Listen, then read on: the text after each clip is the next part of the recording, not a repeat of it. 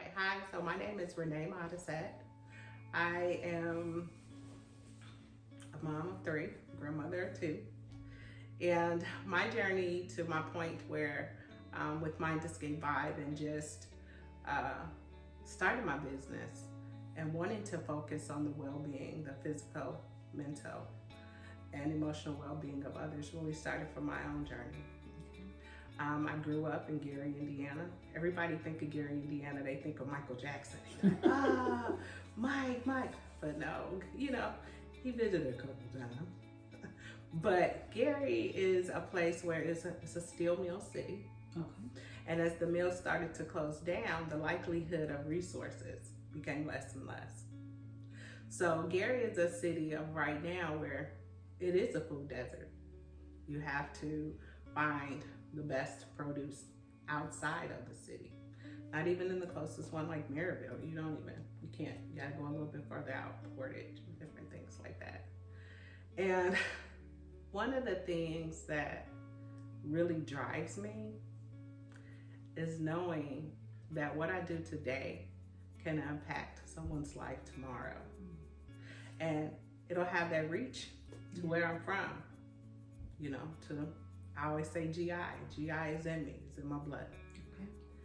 And so when I think about stress management, when I think about healthy heart, when I think about gentle movement, when I think about how we can step into a better version of ourselves, it starts with where can we go and buy food? Where can we go and have stress management resources, someone to lean on and talk to, all of those things. Right. And that's what really was one of the driving factors for starting Mind Escape Vibe, in addition to my grandson being in foster care. So I had to show up. Caleb was like, Grandma, what you gonna do? I was like, Grandma, I'm gonna figure it out. Mind Escape Vibe was born. I couldn't sit on my hands anymore because we have to find a better way. My journey is not a journey of always being healthy. It isn't. I ate uber processed foods. I hypertension, diabetes. I was diagnosed with diabetes in 2014. I was at work, and this is the typical story. We function on autopilot. We work. We want to show up 110% at the highest level possible to say,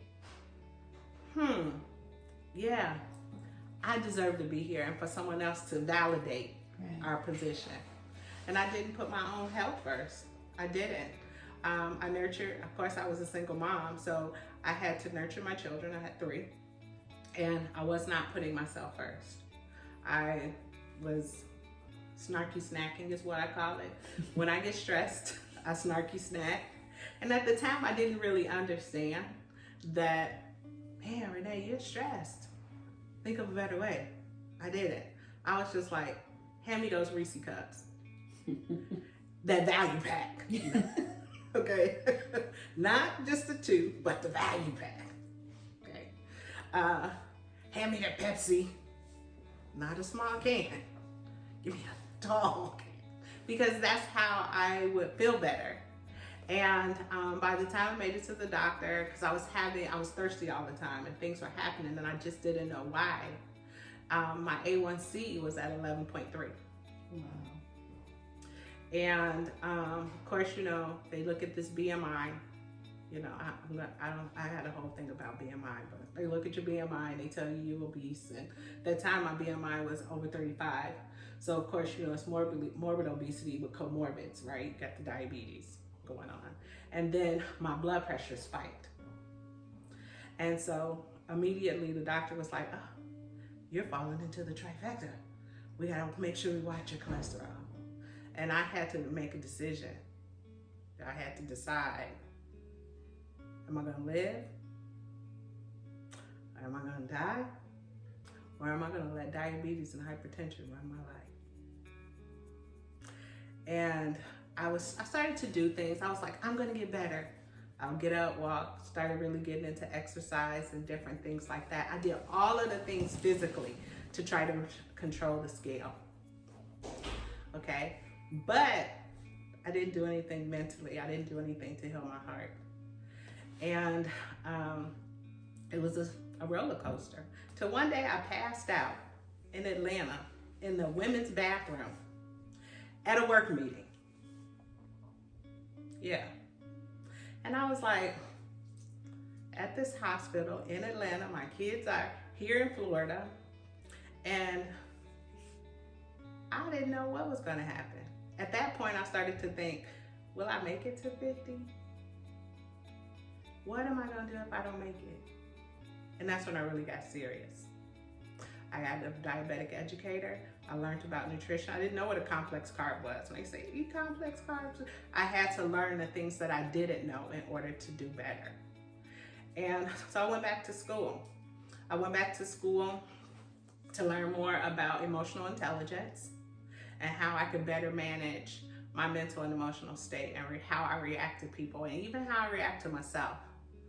While at the same time, I didn't just exercise, just to exercise, to check the box, to say, I'm trying to do better to bring down my blood pressure. I'm trying to exercise to bring down my weight because that was the end goal, because that's what the doctor said I should do. I wanted to do it for me. And the ultimate prize was, I'll never forget this, y'all. July 9th, okay, 2016, I was sitting in the pew at church, second pew. My friend was sitting next to me. Her now husband, was getting baptized. And they were singing a song and it was called, oh my gosh, Worth, the song Worth. And the Lord spoke to me and said, hey, it's time for you to do better. What you gonna do? And after that, I was on a mission. Anything I could do humanly possible to get my weight down, to control my diabetes, to control hypertension. And I was able to do so. I brought my A1C down to less than 5. I don't take any medications, brought my blood pressure down, but I also learned about food. And I wasn't living in Gary at the time, but I can see how challenging it could be, because if you're in a food desert, whether I was in Indiana or even here in Florida, the option to have good nutrition or to go and find some produce that is edible is important, because you can run and exercise all day, but if you only have over-processed foods to eat, it's not gonna make much of a change. And that's what I had to learn. I had to learn about nutrition. Thank you.